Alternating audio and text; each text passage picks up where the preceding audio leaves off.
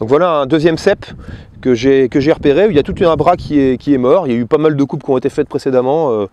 J'ignore un peu la raison de ces coupes. Bon, la chance que j'ai, c'est que j'ai quand même des branches un peu plus basses qui vont permettre de reformer cette corne. Ça va m'être limite mieux placé que la partie que j'avais avant, donc pour écarter mon cep.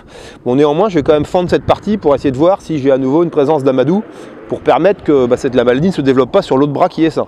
Donc je vais commencer par inciser la partie qui est morte. Je pense que, alors je vais commencer peut-être assez haut au début pour voir si j'ai encore une partie vivante, mais je suis un peu sceptique, donc je pense que je vais couper assez rapidement plus bas.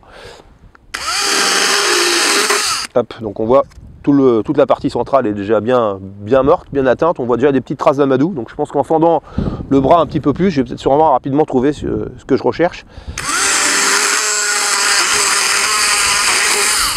Voilà, et là je commence à trouver de l'amadou au cœur de ma râle que j'ai coupé. Donc là je vais aller inciser cette partie intérieure.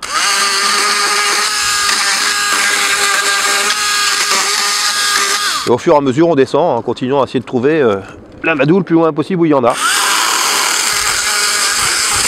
Hop, voilà. Bon, donc là j'ai cureté la partie qui était malade.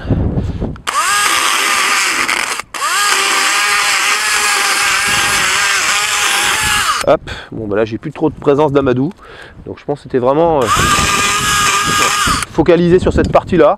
Donc là je vais avoir tendance à laisser cette partie morte là, et bon je vais m'occuper surtout de former ces brins là pour reformer mon cep. Voilà, mais apparemment bon, j'ose pas inciser plus loin parce que là je risque d'esquinter la partie saine. Donc j'avais de l'amadou sur cette partie, mais ça a séché, c'est pas descendu plus bas. C'est autre pour ça d'ailleurs que j'ai d'autres brins qui sont partis qui vont me permettre d'écarter donc mon cep.